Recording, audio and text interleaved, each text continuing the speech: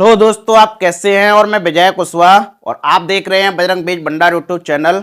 और आज हम बात करेंगे मूंग की खेती के बारे में कि मूंग की खेती हमको किस समय करनी चाहिए, इसके बुआई का एक उचित समय क्या होता है, इसकी फसल अवधि कितनी होती है, इसकी खेती के लिए हमको खेत की तैयारी कैसे करनी चाहिए, किन किन मिट्टियों में हम इसकी खेती कर सकते हैं, इसकी कौन कौन सी उन्नत किस्में होती हैं, इसके बीज को उपचारित हमको कैसे करना चाहिए, इसके बुआई का तरीका क्या है, मूंग की खेती में हमको खाद और उर्वरकों का प्रबंधन कैसे करना चाहिए, सिंचाई हमको कितनी करनी चाहिए, कैसे करनी चाहिए और कब करनी चाहिए, इसमें कौन कौन से खरपतवार उगते हैं उनका नियंत्रण कैसे करना चाहिए, इसमें कौन कौन से रोग लगते हैं उनका नियंत्रण हमको कैसे करना चाहिए, कौन कौन से कीट लगते हैं उनका नियंत्रण हमको कैसे करना चाहिए, इसकी पैदावार कितनी होती है, सभी बातों पर चर्चा करेंगे। तो जो भी लोग हमारे चैनल पर पहली बार आए हुए हैं या जिन्होंने अभी तक हमारा चैनल सब्सक्राइब नहीं किया है तो प्लीज़ आप हमारे चैनल को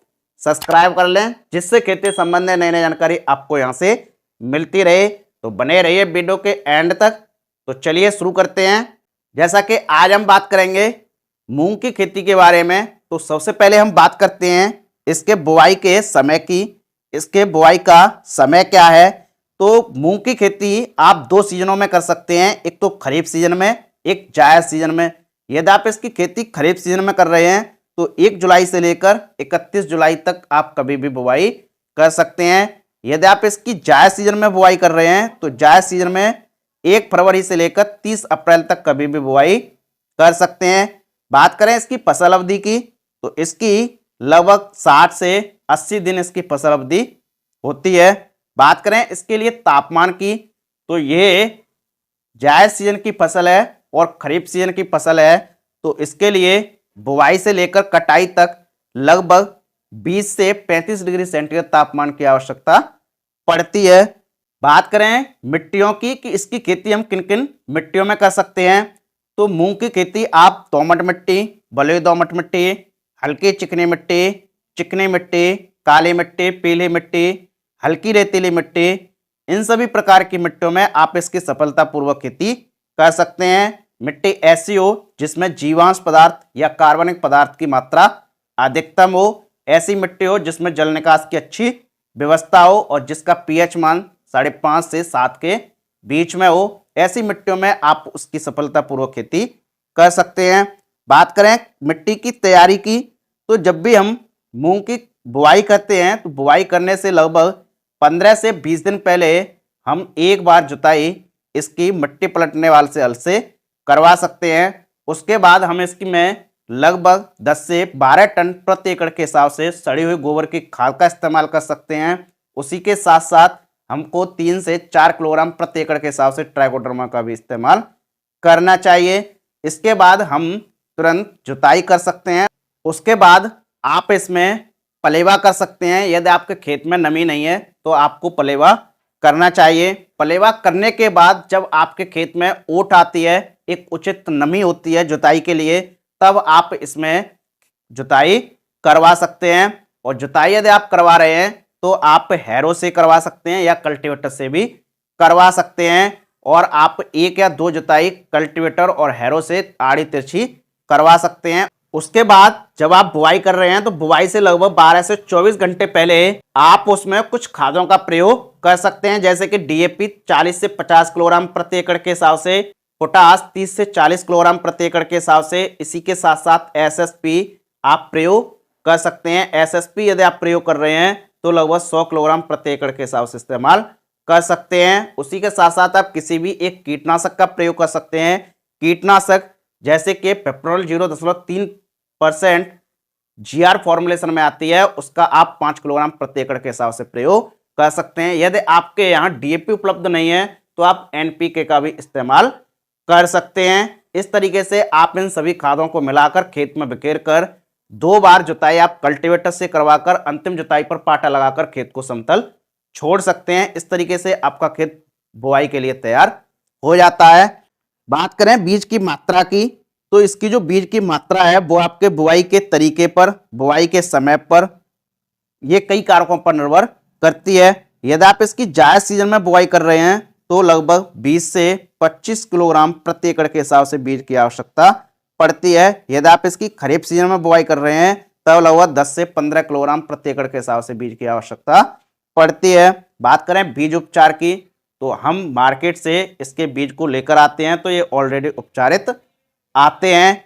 यदि हम घर के बीज की बुआई कर रहे हैं तब आप राइजोबियम कल्चर से भी इसके बीज को उपचारित कर सकते हैं, या फिर आप कैप्टन या थायराम फंजीसाइड की 2 से 3 ग्राम मात्रा से प्रति किलोग्राम बीज को उपचारित कर सकते हैं। बात करें इसकी उन्नत किस्मों की, तो मार्केट में बहुत सारी इसकी वैरायटियां आती हैं, जैसे कि सम्राट PDM 139 मूंग के नाम से आती है, IPM 410-3 जिसको हम शिखा मूंग के नाम से भी जानते हैं। इसके अलावा विराट IPM 205-7 विशाल मूंग के नाम से आती है, NM 47 मूंग के नाम से वैरायटी आती है।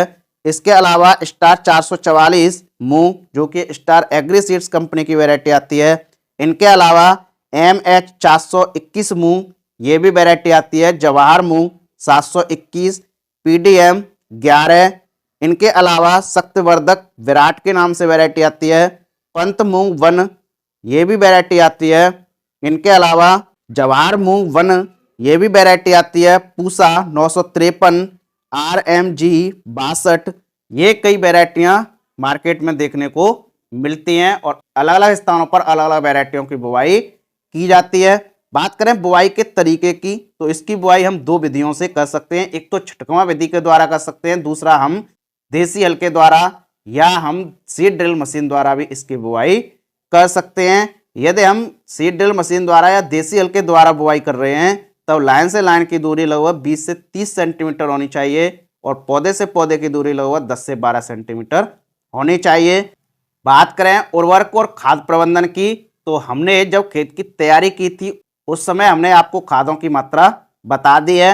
यदि आपकी बुआई हो जाती है, बुआई होने के बाद हमको कौन कौन सी खादों का प्रयोग करना चाहिए, जब आपकी फसल लगभग 20 से 25 दिन की हो जाती है तो उस समय आप यूरिया का इस्तेमाल कर सकते हैं। यूरिया का यदि आप इस्तेमाल कर रहे हैं तो लगभग 25 से 30 किलोग्राम प्रति एकड़ के हिसाब से यूरिया का इस्तेमाल कर सकते हैं। उसी के साथ साथ आपको ह्यूमिक एसिड का इस्तेमाल करना है। यदि आप ह्यूमिक एसिड का इस्तेमाल कर रहे हैं तो लगभग 1 से 2 किलोग्राम प्रति एकड़ के हिसाब से ह्यूमिक एसिड का इस्तेमाल कर सकते हैं और इस तरीके से इसको खादों को बिखेर कर आप खेत में सिंचाई कर सकते हैं और इनको तभी प्रयोग करना है जब आपके खेत में नमी हो। इसके बाद यदि आप स्प्रे कर रहे हैं तो स्प्रे में आप NPK जो कि 19-19-19 आती है उसका आप 600 से 800 ग्राम प्रति एकड़ के हिसाब से प्रयोग कर सकते हैं। इनके अलावा जब आपकी फसल फ्लावरिंग और फ्रूटिंग स्टेज पर हो तब यदि आपके यहाँ बायो पोटास यदि लिक्विड में उपलब्ध हो तब आप इस बायो पोटास का लगभग 400 से 500 ml प्रति एकड़ के हिसाब से छिड़काव कर सकते हैं। यदि आप बायो पोटास का इस्तेमाल करते हैं तो आपकी फसल में जो दाने हैं वो अधिक संख्या में और मोटे से मोटे दाने बनने की संभावना रहती है।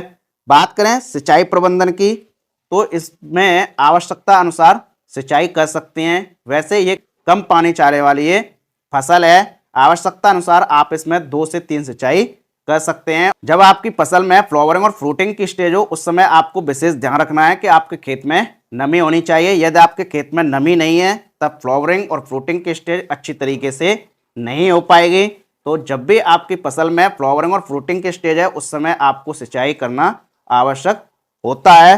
बात करें खरपतवार नियंत्रण की, तो इसकी फसल में कई खरपतवार देखने को मिलते हैं, जैसे कि बथुआ है, खरतुआ है, सेहू है और भी कई खरपतवार देखने को मिलते हैं।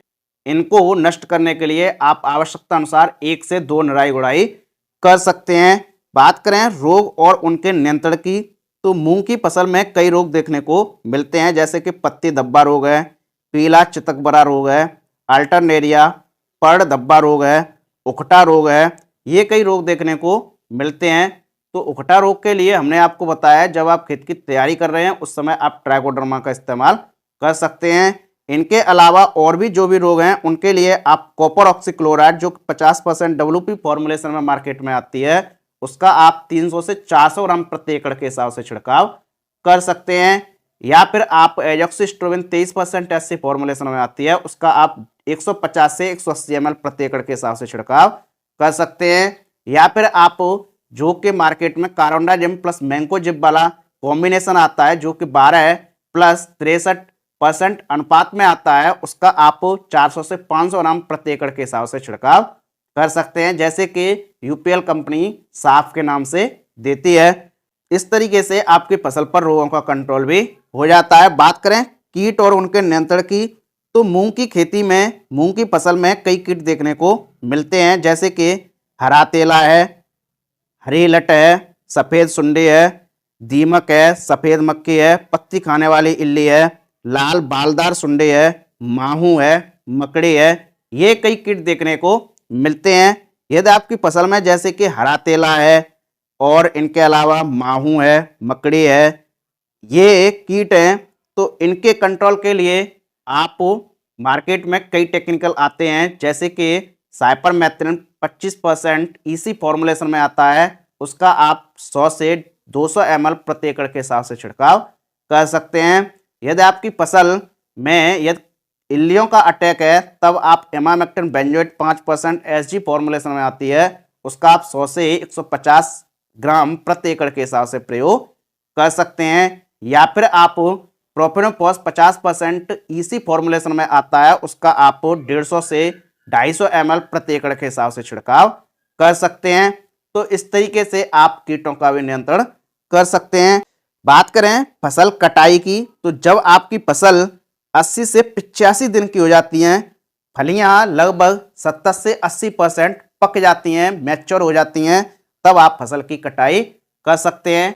तो कुछ किसान भाई एक एक फली को तोड़कर भी इसकी हार्वेस्टिंग करते हैं, कुछ किसान भाई एक साथ पूरी फसल की कटाई करके भी हार्वेस्टिंग करते हैं। तो आपको जैसे भी उचित लगे उस तरीके से आप इसकी कटाई कर सकते हैं। बात करें उत्पादन की, तो इसका जो उत्पादन है वो आपकी देखरेख पर, आपकी लागत पर, लगाने के समय पर, वैरायटी पर, कई कारकों पर निर्भर करता है। एक एवरेज लगभग 6 से 9 कुंटल प्रति एकड़ के हिसाब से इसका उत्पादन देखने को मिल जाता है।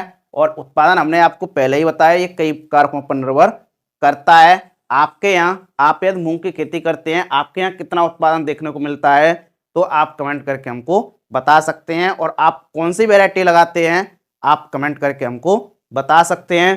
तो ये रही मूंग की खेती की A to Z संपूर्ण जानकारी।